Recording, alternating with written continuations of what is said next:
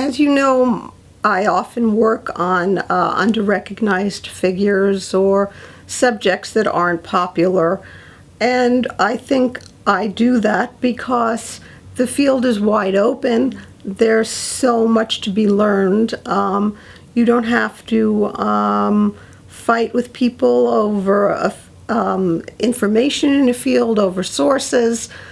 And I always feel that people have worked so hard in another century and are often misunderstood. Or I always question why some people are popular in their own century and then their reputations don't follow them and they're just totally sort of unknown. So that's always a very big piece of the puzzle for me. Working on sort of unknown designers is often, I compare or use the analogy of a crossword puzzle. Or no, not even a crossword puzzle, more of a piece-by-piece puzzle in which you often get a few of the pieces, or you start with a few of the pieces, and even when, you've worked 8 years and have produced, a 600-page book like I have on Kent, we're still missing so many pieces of the puzzle. And it's a way to keep learning and questioning and staying engaged in a field. It's also been a way for me to explore fields that I know absolutely nothing about, such as the latest project I did on Swedish wooden toys. It started with seeing a broken down toy at an antiques flea market and turning it over and seeing that it was Swedish. And with all the other work the center has done in Sweden, I thought, this is very interesting to work, Swedish toys. So I sort of Googled Swedish toys, realized there really had been very little work done on it, and thought, could this possibly be, a new field of study, something we could do here at the center? All my Swedish friends and even some of the few Swedish toy experts laughed at me and said, why are you interested in Swedish toys? The great toys that we have in this country were imported. They were made from Germany. They were made in France. Swedish toys are basically toys of poverty here. It was people who couldn't afford the imported toys that made toys out of wood, which there's so much of. The forests are very dense in Sweden, and they had a lot of time on their hands after hours, and so they made toys for their children. It's these bits and bobs of toys that to me are fascinating and interesting and tell us so much about society and about the history of childhood. And Sweden has had this 175-year history of making wooden toys that no one's ever examined. And often I just wander into things. I mean, my first real big project was an E.W. Godwin, who I only found out about because I had done a master's thesis on Whistler, and Godwin was Whistler's architect. And how did I find out about Thomas Jekyll, who I then worked on next because he had worked with Whistler as well and was part of the Godwin Circle. The great Victorian specialist Clive Wainwright, who was supervised my PhD and is one of the greats of the field, said to me, I don't think you'll find enough on Thomas Jekyll to ever do an exhibition. We don't know very much about him. We're not quite he was known to have fits of mania and mental illness, and yet we were able to find, and we can still continue to find work and churches that were renovated by Jekyll, and furniture.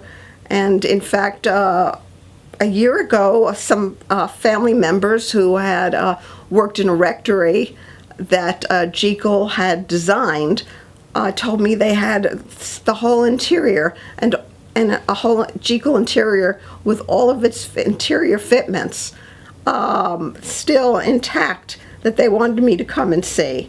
So you start the process, you sort of plant a seed, and you water it a bit, and every now and again someone sort of wants a part of your plant and replants it somewhere, and that's the fun of it.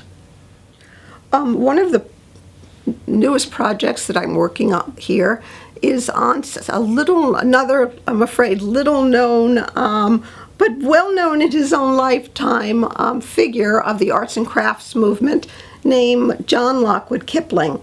Everyone knows his son, Rudyard Kipling, but everyone's forgotten, or most people have forgotten, the father, who went to India with the mission of preserving the traditional native arts or local arts that were being sort of killed off, or that were being deteriorated by the imports of all the manufactured European wares, and was very frightened of what he saw happening in the villages and to the local art scene there, and worked in schools to preserve and train the native artisans so that they could continue their lifelong roles. And it's a show that we're doing with the Victoria and Albert Museum. It's the idea of Julius Bryant, the keeper of word and image at the V&A, and we're looking at Kipling as the great illustrator. We have discovered that he was the illustrator for many of his son Rudyard's famous books. He was an art teacher. He was an exhibition curator. He participated in more than 22 national and international exhibitions on behalf of India, representing its native art wares to the international audience, also to help commerce and trade in India. He was the curator of the Lahore Museum, instrumental in setting up its study collections. He had this amazing life. He was a poet. He was a novelist. And yet he's sort of, there's so much information that we have discovered on him, and there's so many people he influenced, and yet he's hardly known. So here I begin again, finding out all I can with a team of scholars, and approaching him from the biographical side, exhibition interpretation. Someone else is looking at his illustrations, and we're even looking at his wife, who was a needlewoman, Alice Kipling, and a very inventive, vigorous woman who went to India and was also involved in the craft tradition there. And it just, I mean, my publisher is going to be very unhappy that what should have been, a 5-chapter book is now a 12-chapter book, and it looks like it's going to be 16 chapters on someone who, when we began, thought was a minor figure, and now we realize is a major figure. One of the projects that's down the road, I hope, is on James Wyatt, the architect-designer, who was a major rival to Robert Adam. And although there's a serious Adam archive at the Soane Museum, and there's been serious scholarship done on Adam by people like Eileen Harris, Wyatt's just beginning to be studied. There's just been a monograph that's come out by James Martin Robinson on the life of Wyatt, the life and career, but it's just beginning.